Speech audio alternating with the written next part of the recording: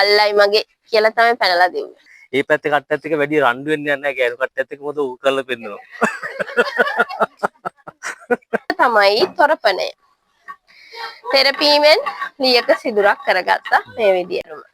තැබෑරුමේ රේන්දරාල coat එකක් දාගෙන ඉන්නේ. එයා මේ තමයි කාදර් මුදලාලි. මෙතන තියෙන්නේ 19 වෙනි සියවසේ ගමක්. සරදියෙල් ඉපදුනේ 1832. ඒ කාලේ ගමක් තමයි මේ නිර්මාණය කරන්නේ විශේෂඥ වෛද්‍ය ආර්යසේනියු ගමගේ කියන වෛද්‍යතුමා. එතුමාගේ අදහසකටයි ගම නිර්මාණය කරන්නේ. එහෙමනම් ගම ගැන කතා කරමු. මේ ඉදිරියෙම තියෙන්නේ කරත්ත ගාලක්. සරදියෙල්ගේ තාත්තා කරත්තකාරයෙක්. සරදියෙල්ගේ තාත්තා දීකිරි කෑවගේ අදාසියප්පු. හාල් දඬුවන ඉඳලා දුම්කල කරවල වගේ දේවල් අරන් ඇවිත් බඩු බාන විදිහයි මේ එකතු කරලා තියෙන්නේ. බක්කි කරත්ත බර භාග මේ කොටසේ තියෙනවා. බක්කි කරත්ත වලින් ගමන් බිමන් යන්නේ බර භාගය සහ බර කරත්තෙන් බඩු අරගෙන ගියා. සරදියෙල්ගේ තාත්තා පහත රටට යද්දී පුවා කුරුඳු කියන භෝග දෙක පහත රටට අරන් යනවා. අපි සරදියෙල්ගේ තාත්තා වේ පැත්තේ නවත්තලා හැරමු දෝලාව බලන්න. මේ දෝලාවෙන් අධිකාරම් කෙනෙක් අම්බලමට එන්නේ නඩුවක් විසඳන්න. දෝලාවට තව නමක් පැලැක්කිය. පැලැක්කිකරුවන් තමයි දෝලාව ඔසවගෙන එන අය. පැලැක්කිකරුවන් 13 දෙනෙක් ගමනකට සහභාගී වෙනවා. ගමනේ දුර ප්‍රමාණය අනුව 4 දෙනා ගමන අරන් යන්නේ එක් අයෙක් ඇඳුම් පැළඳුම් කෑම බීම ටික අරන් ගියා. ඒන කාලේ කැලෑ පාරවල් තිබුණේ. කැත්තක් කුදල්ලක් තියාගෙන ඉන්නවා පාර එලි පෙහෙලි කරලා දෙන්න. අඬබෙරකාරයා ගමේ අයට දැනුම් දුන්නේ අධිකාරම් වෙනවා කියන පණිවිඩය. කසකාරයා එකතු වෙනවා දඬුවම් දෙන්න. මේ අම්මෙක් සහ දරුවෙක් ඇවිත් ඉන්නේ නඩුවක් ඇති විසඳ ගන්න. ආරච්චි මහත්තයා මැණිකෙත් එක්ක අම්බලම ඉදිරිපිටට ආවේ අර අධිකාරම්ව පිළිගන්න. පයින් ගමන් යන ඒ කාලෙදී නැවතිලා වෙහෙස නිවා ගත්තේ අම්බලමේ. ගමේ අයගේ සමිති සමාගම් තිබුණා. ඒව තිබුණෙත් අම්බලම්වල අධිකාරම් නඩු විසඳන්නෙත් මේ වගේ අම්බලමකට ඇවිත්. අම්බලම පිරිස රැස්සන තැන. පිපාසයක් දැනුනොත් වතුර බොන්න පින්තාලියක් එකතු වෙනවා. පින්තාලියෙන් වතුර ගත්ත මේ උපකරණයටයි දිය කෙනිස කියලා කියන්නේ. අපි සරදියෙල්ගේ තාත්තව තමයි අඳුනගත්තේ. අම්මා බලන්න කඩමණ්ඩියට යනවා. ඒ අද්දි අපිට මේ වාහල්කඩ හම් වෙනවා. මේ අලුත් නුවර දැඩිමොණ්ඩ දේවාලේ වාහල්කඩ විදිහට අපි නිර්මාණය කරන වාහල්කඩ සහ දැඩිමොණ්ඩ දෙවියන්ගේ ප්‍රතිමාව. දැඩිමොණ්ඩ දෙවියන්ගේ වාහනය කුකුලා. එහෙම නැත්නම් සැවුලා. දෙමාපියන් එරන්දති කියන නාගමාතාව සහ පූර්ණක කියන යක්ෂ සේනාධිපතිය. අපේ ගම අයිති වෙන්නේ දැඩිමොණ්ඩ දෙවියන්ගේ අඩවියට. එහෙමනම් උන්වහන්සේගේ අවසරත් ඇතුව කඩමණ්ඩියට යමු සරදියෙල්ගේ අම්මාව බලන්න. ඉතින් ඇත්තටම ඉතා වටින ස්ථානයක්. ඓතිහාසික වශයෙන් අපි ඉංග්‍රීසි කෝස් එකකින් ආවේ. ඇත්තට මේ දරුවන් සහ දෙමාපියන් එක්කන් ආවේ අපේ සිංහලයට අමතක වෙච්ච තැනක්. අපි ඒ කියන්නේ සිංහලෙක් නම් හෙළෙක් නම් අනිවාර්යෙන් දැකිය යුතු ස්ථානයක්. උතුමන් කන්ද කියන්නේ සූර සරදියෙල අපේ ජාතික වීරයෙක්. මේ එතුමාගේ පරම්පරාව දැනට කාවහර ඉන්නවද කියලා දැනගන්න පුළුවන්ද? ඉන්නවා. සරදියෙල්ගේ සහෝදරයෙක් තමයි ඇන්තනි කියන්නේ. ඇන්තනි කියන ඉංග්‍රීසි ගුරුවරයෙක්. එයාගේ පරම්පරාවේ අය ඉන්නවා මීගමුවේ. එතකොට තවත් පරම්පරාවේ අය එහෙම සංගවිලා හුදකලාවේ ඉන්න එහෙම හුදකලාව ඇති අපිට මුණ ගැහිලා තියෙන්නේ ඇන්තනි කියන ගුරුවරයාගේ පරම්පරාවේ අය විතරයි. ඒ කියන්නේ තාමත් යටත් විජිතයෙන් යම් කිසි බලපෑමක් තියෙන්න ඉඩ තියෙන එහෙමනේ. එහෙම වෙන්නේ නෑ. ඒගොල්ලන් එළියට එන්නේ නෑ මං හිතන්නේ දැන් මේක ගැන නොදන්න අය. දන්න අය තමයි ඇවිල්ලා මේකට එකතු වෙලා අපිත් අමයාගේ නෑදෑයෝ කියන්නේ. තාමත් අපිට මුණ ගැහුනේ නෑ. ඇන්තනිගේ අය විතරයි තාම හම්බෙලා තියෙන්නේ. කඩමණ්ඩියේ කම්මලක් තියෙනවා. කම්මලේ ප්‍රධාන යන්ත්‍රය මයින්හම. මයින්හම ඇදලා තමයි මේ ලිපට හුලං අරගත්තේ. පොල් කටු අඟුරු දාලා යකඩ රත් කරගන්නවා. රත් තුනේ යකඩ අල්ලගත්තේ දැහි අඬුවෙන් කිනිහිරේ උඩ තියලා ගල් මිටියෙන් තමයි තැළුවේ. මේ එකතු කරන්නේ ලාඩම් හැදුවේ විදියයි හැදුව ලාඩමයි හරකගේ කකුලේ කුරේට සවි කරන්නේ. කුරගේ වෙනවට කරන ප්‍රතිකර්මයක් ලාඩම් ගහන එක කම්මලෙන් කරගන්නවා. තවත් කාර්යයක් කම්මලෙන් කරා ඒ හංවඩු ගහනවා. අයිතිකාරයාට සතා වඳුන ගන්න තමන්ගේ නමේ අකුරක් හෝ දෙකක් යකඩයක් රත් කරලා හරකගේ පිටේ ලියනවා.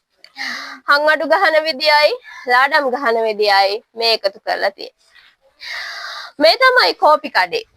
කෝපි කඩේ ඉන්නේ සරදියල්ගේ අම්මා. සරදියල්ගේ අම්මා පිචෝහාමි. ලංකාවේ අවසාන රජ්ජුරුවෝ ශ්‍රී වික්‍රම රාජසිංහ රජ්ජුරුවන්ගේ අන්තපුරේ හිටපු කාන්තාවකගේ දරුවෙක් සරදියල්ගේ අම්මා. රාජසිංහ රජුරුව ඉංග්‍රීසීන් අත්අඩංගුවට ගන්නවා ඉන්දියාවට අරන් ගියා. රජතුමා එක්ක අගබිසෝරු දෙන්නයි යන්නේ. ඒ රන්දෝලියයි රිදී දෝලියයි යකඩ දෝලියෝ කියන සෙසු බිසෝවරු අපේ රටේ හිටියා. ඒ බිසවක දරුවෙක් සරදියල්ගේ අම්මා.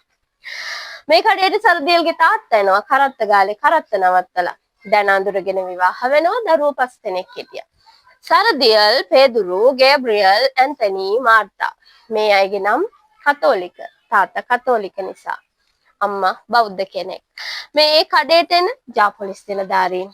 ඒ කාලේ අපේ රටේ පොලිසිවල සේවය කරන්නේ මැලේ ජාතික පොලිස් නිලධාරීන්. ඒගොල්ලොත් කඩේට එනවා හැලප කාලා කෝපි බොන්න. මේගොල්ලෝ අපේ රටේ අය නොවන නිසා හැලප කන විදිය දන්නේ නැහැ. කොලෙත් එක්කමයි කෑවේ. පස්සේ තමයි පුරුදු වුනේ. කඩමණ්ඩි ඉස්සරහ තව කෙනෙක් ඉන්නවා. ඒ අහිගුන්ටිකෙක්. කඩමණ්ඩියට ඇවිත් රිලව් නයි නටවනවා.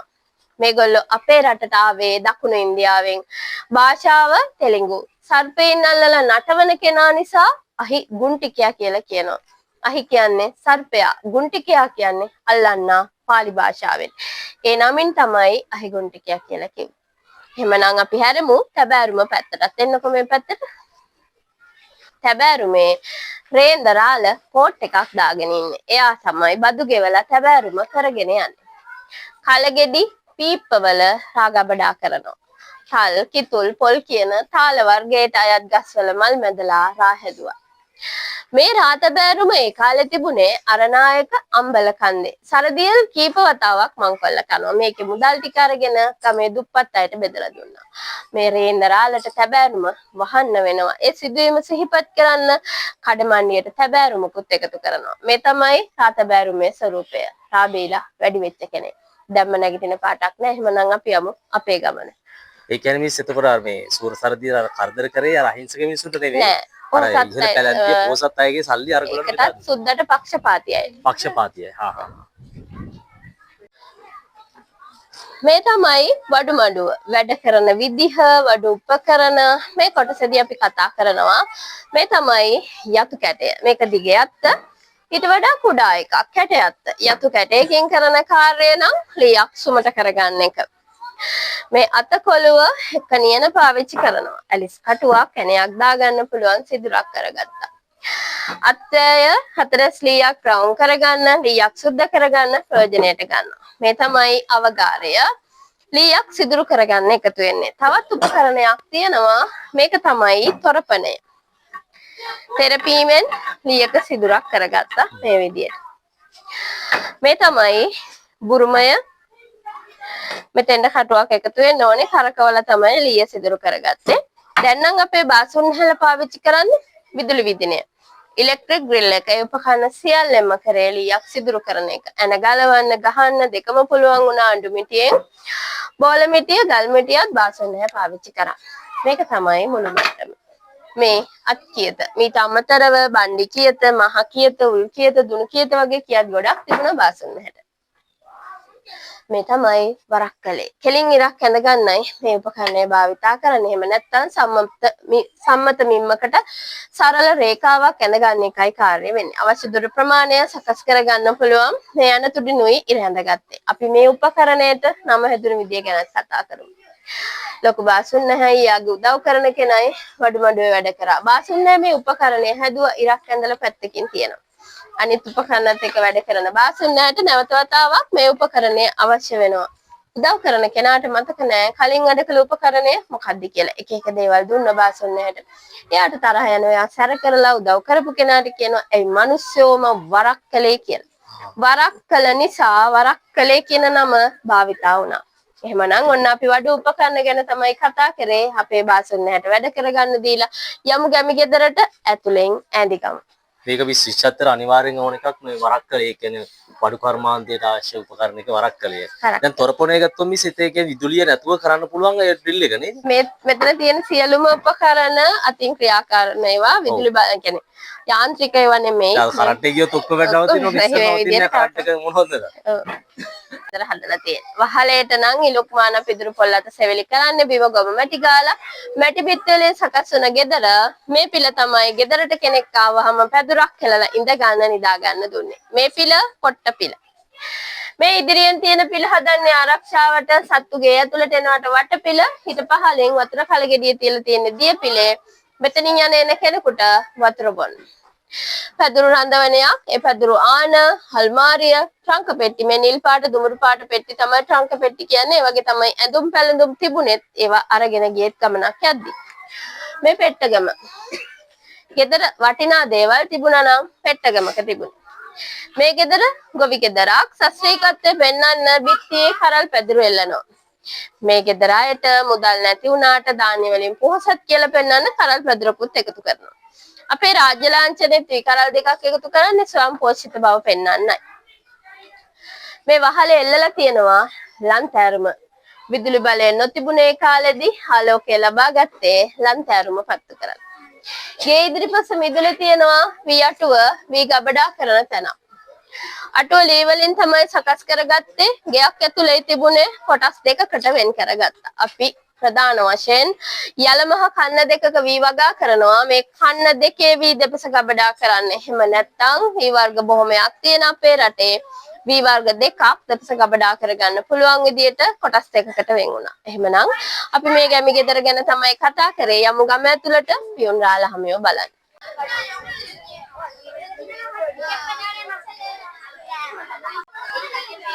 එයාගේ ඇඳුම නැමි පනාව ඔළුවේ ගහලා කෝට් එක අඳින එක.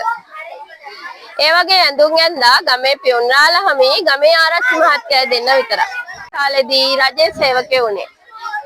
අපේ රටේ තැපැල් සේවය ආරම්භ වෙන්නේ 1802. මුල්ම තැපැල්පති ඇන්ටනි බෝතලච්චි. ලන්දේසි පාලන කාලේ තමයි තැපැල් සේවය ආරම්භ වෙන්නේ. ලන්දේසි පාලන කාලේ දින කීපයකට වතාවක් ලියුම් බෙදුවා. ඉංග්‍රීසි පාලන කාලේ තමයි දිනපතා ලියුම් බෙදන්නේ. එහෙනම් අපි යමු ගම ඇතුළට. මේ ගොවි ගෙදරක්. ඒ ගොවි ගෙදර ගවගාලේ කිරි දොන විදිහයි ඉදිරිපසින් එකතු කරන්නේ. එළදෙනගෙන් පැටියට කිරි බොන්න දීලා ළඟින්ම බඳලා කිරි දොවා ගන්නවා. තමන්ගේ පැටිය ළඟ හිටියේ නැත්නම් එළදෙන කිරි දොවා ගන්න දෙන්නේ නැහැ. මේ කොටසේ කුරහංගලක ධාන්‍ය වර්ග අඹරගෙන පෙනේරයකින් හලාගත්ත විදියයි තියෙන්නේ. බිත්ති එලලා තියෙන වට්ටියක් ඒකට වහුම්පත කියලා කියනවා. කුල්ලක් වීහාල් පලා ගන්නවා කමත් භාෂාවේදී අතුර කියලා කියන්නේ. මේ තමයි අතුල්පත. කමතෙදි කුඹුරෙදි කැම කන්න එකතු වෙන්නේ කෙසෙල් කොලයක් එහෙම නැත්නම් නෙළුම් කොලයක් කියලානේ. එස්සට්ටිය සිදුරු සහිත එකක් කෙළවලු කඩන්න පලා කඩන්න තෝරන්න ප්‍රයෝජනයට ගත්තා. ලබු ගැටේ හදා ගන්නවා වතුර ගෙනියන්න. ලබු ගෙඩියක් වේලලා ඒකේ මැදේ ඉවත් කරලා මේ වගේ අල්ල ගන්න කොටසකුත් එකතු කරලා හැදුවේ අල්ල ගන්න කොටසට උගය කියලා කියනවා. ධාන්‍ය වර්ග මැනගන්න මේ උපකරණ භාවිතා කරනවා. මේ නැලිය සහ සේරුව. මේකේ කුඩාම ඒකකය පත. ඒ වගේ දෙකක් එකතු වුණාම හුඬුවයි. හුඬු දෙක නැලියයි. නැලි දෙකක් සේරුවයි. මේ කරඬිය. භූමි තෙල්, පොල් තෙල් වගේ දියර මැනගන්න භාවිතා කරන්නේ. කරඬිය කියන වචනය අපේ භාෂාවට එකතු වෙන්නේ දෙමළ භාෂාවෙන්. සිංහල වචනය කෙනිස්ස. මේ තමයි කුරහංගල කළුගලකින් සකස් වෙනවා. ධාන්‍ය වර්ග අඹර ගන්න එකතු වෙන්නේ. එහෙමනම් අපි මේ ගෙදර උපකරණ ගැන කතා කරා. මේ තවත් ගොවි ගෙදරක්. ඒ ගෙදර මේ තියෙන ලණු ඇඳක් පැදුරක් කෙලලා නිදාගත්තේ. ලබු කැටයකුත් තියෙන්නේ වතුර ගෙනියන්න. අපි මේ කොටසින් කතා කරනවා විවාහ ක්‍රමයක් ගැන. අපේ රටේ පැවතුන විවාහ ක්‍රම තමයි දීඝ විවාහය, බින්න විවාහය සහ බහුපුරුෂ විවාහය. දීඝ විවාහයේදී කාන්තාවක් ස්වාමියාගේ ගෙදර පදිංචියට යනවා. බින්න විවාහයේදී කාන්තාවගේ ගෙදරයි ස්වාමියා පදිංචි වෙන්නේ. බහුපුරුෂ විවාහයේදී සහෝදරයෝ දෙන්නෙකුට එක කාන්තාවක් විවාහ කරගත්තා. එකට එක ගෙයි කෑම කියලා කියනවා. ඒ වගේ විවාහ සිද්ධ වෙනවා ඉඩම් බෙදෙනවට විශේෂයෙන්ම උඩරට පළාතේදී. ඒ විවාහ ක්‍රමයේදී කුල්ලක් දොර ළඟින් තිබුණොත් ඇතුළේ කෙනෙක් ඉන්නවා කියලා එළිය කෙනාට පණිවිඩයක් දුන්නා. මේ ක්‍රමය කුළුපේ කිරීම. එහෙම නැත්නම් අඹුඩලෙන් සොක්තරෝඩින් දැම්මා. ක්‍රම දෙකම භාවිතා කරා පණිවිඩ හුමාරු කරගන්න මේ අය අතරේ. අපි හැරමු සරදියල් බලන්න. මේ ඉන්නේ සරදියල්. අම්මත් එක්කයි දාන පිළිගන්වන්නේ ගමට එන ස්වාමීන් වහන්සේ කෙනෙකුට. මේ වගේ හොඳ දරුවෙක් පස්සේ කාලෙකදී වෙනස් වෙනවා හොරෙක් මංකොල්ලකාරයෙක් විදියට. අපි බලමු කොහොමද වෙනස් වෙන්නේ කියලා. හැරමු කුඹල් ගෙදරට වලං හදන කෙනාගේ ගෙදර සකපෝරුව කරකවලා වලං හදා ගන්නවා. හැදුව වලං මේ විදියට පවන වේලලා පෝරණුවේ අහුරලා පුච්ච ගත්තා. අවසාන නිමාවයි මේ ඉදිරිපසින් තියෙන දුබුරු පැහැවලං. මේ සකපෝරුව. මේක අත් සකපෝරුව. මේ විදියට එක්කෙනෙක් කරකවල දෙද්දී අනික් කෙනා මැටි තියලා හැඩ කරලා වලං හැදුවේ. මේ සකපෝරුවේ වැඩ කරන්න දෙන්නෙක් අවශ්‍ය වෙනවා. තවත් සකපෝරුවක් කුඹල් ගෙදර භාවිතා වුණා. ඒ සකපෝරුව කකුලෙන් පාගලා සකපෝරුව ක්‍රියා කරවගන්නේ තනි පුජ්‍යලයකට වැඩ කරන්න පුළුවන්. වැඩිහිටියෙක් එකතු වෙලා වැඩ කරද්දී අක්කා මල්ලිව නලවන්නේ. අම්මා තමයි අර ඈත කැලේට ගිහින් දර කඩලා වෙරළුව හොලගෙන පලානෙලාගෙන එන්නේ. මරටම දර හිඳගෙන එයි අම්මා විගස්කිනේ කියන. එමනම් අපි වලං නැකත්රාල ගැන කතා කරද්දී එයාගේ ඇඳුම වෙනසක් තියෙනවා. උඩුකයට ඇඳුමක් නැහැ. නූලක් දාලා තියෙන්නේ. නූලට පූර්ණ නූල කියලා කියන්නේ අඳුන ගන්න පුළුවන් නැකත්රාල කෙනෙක් කියලා. ඒ වගේම මේ වගේ කෙනෙක් බොහොම පේ වෙනවා. මස් මාළු අනුභවයෙන් වැළකීලා ජීවත් වෙන්න. මෙතෙන්ට පහනක් ඉලත් තට්ටුවක් එකතු කරනවා. පහනට විලක්කුව කියලා කියන්නේ. ඉලත් තට්ටුවක් තියෙන්නේ නැකත අහන්න එන කෙනා බුලත් හොරොල්ලක් අරන් ඇවිත් ඉලත් තට්ටුව උඩ තියලා තමයි තමන්ගේ කාරණා. බිම එලලා තියෙන්නේ කොටි හමක්. නැකත්‍රාල හරි ආඩම්බරෙන් හිටියේ. ගමේ හැම දෙනාටම එයාගේ උදව් ඕන වෙන නිසා. ඒ ආඩම්බරකම පෙන්වන්නත් එයාගේ නැකත හරියටම හරි ඊටාම නිවැරදි කියන දේ පෙන්වන්නත් බිමට කොටි හම එලලා තියෙනවා. ඒ අපි කතා කරේ නැකත්රාල ගැන. එහෙමනම් යමු වෙද ගෙදරට එකතු කරලා තියෙනවා. අතල්ලලා නාඩි වැටෙන විදිහට ලෙඩේ තීරණය කරනවා. උදව් කරන කෙනා බෙහෙත් වර්ග හදලා දෙනවා. බෙහෙත් වර්ග හදා ගන්න වංගෙඩි, මෝල් ගස්, සැඹරුම් ගල් තියෙනවා. බිත්තිය එල්ලලා තියන්නේ පැහැමල්ල. තෙල් හිඳ ගන්නයි ප්‍රයෝජනෙට ගන්නෙ. ගේ ඉස්සරහා බෙහෙත් ඔරුවක් තියෙන්නේ. සමහර රෝගවලදී බෙහෙත් වර්ග එකතු කරලා ලෙඩා ඔරුවේ ගිල්ලවල තියෙනවා. අංශභාගය සර්පය කෑවාම විසාඩු කරගන්න වගේ දේවලදී බෙහෙත් ඔරුව ප්‍රතිකාර කරන්න එකතු කරගන්න. මේ වී කොටාගත්ත ක්‍රමයක්. මේ තමයි බිම්මෝල. දෙන්නෙක් එකතු වෙලා වී කෙටුවා දෙමෝලෙන් වී කොටනවා. මීට වැඩි පිරිසකට පුළුවන් වී ගොඩ වටේ ඇවිදිමින් කකුලෙන් එකතු කරමින් වී ටික කොටා ගන්න. මේ විදිහට වී කොටලයි වංගෙඩියට දාලා තව ටිකක් කොටාගත්තේ. වනේ දාලා පාහිනවා. වනේ දාලා පෑහගද්දි හාල් කැඩෙන්නත් පුළුවන්. හොඳ හාලුත් තිබුණා. ඒ දෙක වෙන් කරගන්නවා. කැඩුණු හාල් ඉවත් කරනවා. සුණු සහල් කුල්ලේ මුල්ලට එකතු වෙන්නේ කැඩුනේ නැති හොඳ හාල් ටික. පැරණි මුළුතැන්ගේක උපකරණයි මේ කොටසට එකතු කරන්නේ. හිරමනේ, මිරිස්කල, කුල්ල, වට්ටිය, කිරිගොටුවක් සහ පැහැමල්ල. මේ පැත්තෙන් දුම්මැස්ස මේක කොටසකට හල්ලුව කියලා කියනවා. තට්ටුව කියන අදහසින් උඩ හල්ලුව සහ යට හල්ලුව. දුම්මැස්සට පහලින් ලිබ්බොක්ක. ලුණු දාලා තියෙනවා ලුණු පොල් කටුවක. හැඳි රඳවනයක් හේ හැඳි ආන හනසු පොල් කොලත් ආනක එකතු කරගන්නවා මේ හනසු ආන. ගෙයින් පිටපැත්තේ මැස්සක වතුර කලගෙඩි තිබුණේ එද්දිය මැස්ස. ඒ ආසන්නයෙන් තියෙනවා වී ගබඩා කරන වී බිස්සක්. අපි කලින් කතා කරා අටුව ගැලගේ පිටිපස්සෙන් ඉන්නේ. පිනත් එක්ක යන්නේ. පිනත් පස්සෙන් දුවනවා මේ තල්ලත්තකුත් අල්ලගෙන. වරදක් කරපු කෙනෙක් දඬු කඳේ ගහලා ගමන පිටත් වෙනවා. මේ ඒ කාලේ දුන්න දඬුවම. වැරදි කරපු කෙනාව මේ විදියට තද අවුවේ ලියන විදිය තමයි එකතු කරලා තියෙන්නේ. ස්වාමීන් වහන්සේ දරුවන්ට අකුරු ඉගැන්නුවේ. උන්වහන්සේ ළඟම ඉන්නවා ආරච්චි මහත්තයාගේ මල්ලිගේ පුතා ඒ උක්කු බණ්ඩා. කඩමුදලාලි කෙනෙක්ගේ පොහොසත් දරුවෙක්. තුන්වෙනියට ඉන්න කෙනා සරදියල් ඒ කරත්තකාරයෙක්ගේ දුප්පත් දරුවෙක්. ඒ වගේ දුප්පත් අයත් එක්ක ගමේ පොහොසත් අය කැමති උනේ නෑ එකට ඉගෙන ගන්න. ගැටුම් ඇති කරගත්තා. ඒ වගේ ගැටුමක් දුරදිග ගිය වෙලාවක සරදියල් උක්කු බණ්ඩට ගහනවා. උක්කු බණ්ඩා ආරච්චි මහත්තයාටත් කියනවා. ආරච්චි මහත්තයා සරදියල්ට බොරු චෝදනාවක් අමතට කියන තව නමක් කලවිට. හරක් කැරැල්ලකින් කොළ පාගනවා, කොළ හොල්ලනවා, ගොම්පස් අල්ලන විදිය එකතු කරා.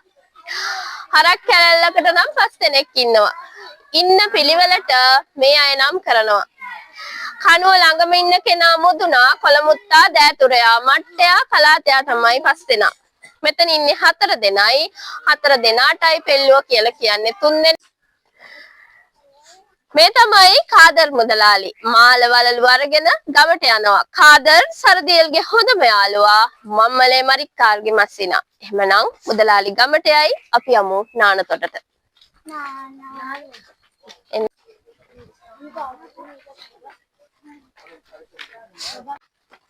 මිස් අර පාරු පදින ගිහලා නේද ආරච්චිට පයින් ගහන්නේ? ඔව්. එතනදී තමයි පයින් ගහලා ඔයට දාන්නේ. ඊට වැඩ කළා. දවසක් ගමේ අය පාරුවට නග්ගගෙන ඔය මැදට එද්දි ආරච්චිල මෙගොඩ ඉඳලා යාවත් නග්ග ගන්න කියලා. සරදියල් ගණන් ගත්තේ නෑ. එක තැනක් බෝවැල්ල කියලා කියන්නේ. ඔය වතුර ලොකු ගල් දෙකක් අතරින් පහළට ගලාගෙන ගියා. මෙතනින් කෙනෙකුට පැනලා යන්න අමාරු තැනක්. ඒ වුණත් පොලිස් නිලධාරීන් අල්ලන්නේදී සරදියල් බෝවැල්ලෙන් එහාට පැනලා දුවනවා. පොලිස් නිලධාරීන්ට සරදියල්ව අල්ල ගන්න බැරි වෙනවා. සරදියල් පැනලා දුවන්නේ සරදමක් කරලා පොලිස් නිලධාරීන්ට අල්ලයි මගේ කියලා තමයි පැනලා දුන්නේ.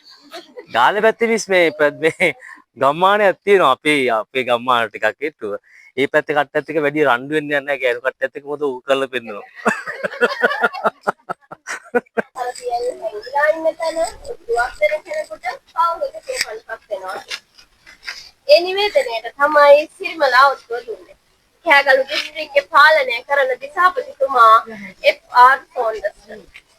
පොලිස් බලෑනියකුත් එක්ක මේ දෙන්න අත්අඩංගුවට ගන්නාවේ කාදර්ගේ ගෙදරට.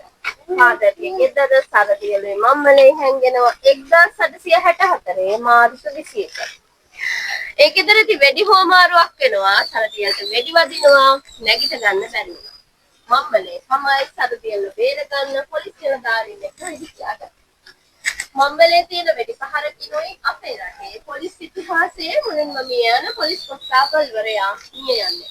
ඒ මැලේ ජාතික තුවන් සබාන් කියන පොලිස් කොස්තාපල්වරයා. අදටත් පොලිස් වීර දිනය විදියට සමරනවා. ඒ කොස්තාපල්වරයා මිය ගිය දිනය මාර්තු 20. සැප්තැම්බර් 3 වෙනිදායි පොලිස් දිනය වෙන්නේ. 30 වෙනිදා වනතෙක් දෙගොල්ල අතර වෙඩි හෝමාරුව වෙනවා. උසිත ඔලුව වහගත්ත කාන්තාවක්. ඒ මම්මලේගේ සහෝදරියා කාදර් මුදලාලිගේ දුර. එයත් එක්ක තමයි සරදියල්ගේ සම්බන්ධය. එහෙමනම් ඉතින් අපි යමු මොගම්බර පිරපිටට. මේ විදි ආරුක්කු 4ක කාලෙම සාවයන් තියෙනවා. අඩි 35යි පළල අඩි 30යි. සරදියලුයි මම්මලේ අත්අඩංගුවට අරගෙන මොගම්බර පිරගෙදරට ගෙනියනවා. මාමනැල්ලේ පාලමින් ඒක තමයි මේක පිටන්නේ. සරදියල් මේ දෙන්න මෙල්ලලා මරන්නේ 1964 මේ 7 වෙනිදා උදේ 7ට මොගම්බරට. හැම දෙනාටම පේන විදියට අද කඩලේ ඉන්න කෙනා සරදියල් අනිත් කෙනා මේගොල්ලෝ 7 දෙල්ලලා 9 වෙනිදා කියලා. වෛද්‍ය 12 දෙනෙක් සහතික කරාට පසුයි භූමිදානය කරන්නේ මහයාව පන්නනවා. තමන්ගේ ජාතියවත් වල මම්මලේ සරදියල්ව අත්මහැර එල්ලුම් හට යන දෙයක් තියෙනවා. මේ තමයි අපේ ඉතිහාසයේ දුප්පත් අයගේ දුකේ දුකේ අවුරුදු 32ක ජීවිත කතාවේ නිමාව. ඊළඟට යමු එහෙමනම් සබානි ස්මාරකයක් බලන්න. ඒ කියන්නේ මේ අර මේ ජාතික වීරයත් එක්ක අපේ මුස්ලිම් ජනතාව මුස්ලිම් කෙනෙක් සම්බන්ධ නිසා තමයි අපේ මුස්ලිම් මේ ජනයාත් මේක බලන්න එන්නේ නේද? ගොඩක් දෙනා එනවා යාගේ නැදයෙක් මෙයාලගේ සබාන් මම්මලේ ඒත් එක්කම සබාන් කියන කෙනා මුස්ලිම් සම්භාවයක් තියෙන්නේ. හැබැයි එයාව මරන්නේ මුස්ලිම් කෙනෙක්. මුස්ලිම් කෙනෙක්. සිරිමලේ කියන්නේ මිස් සිරිමලා කියන්නේ මේ සිංහල මේ මිතුරෙක් කියන අදහස නේද? ඔව් සිරිමල් නම සිරිමලා ඒ කණ්ඩායමේ කෙනෙක්. සරදියල්ගේ. My dear daughter, today you have come to historical places in Sri Lanka. So, what can you tell me something about the national hero, our Sur Sardiyal?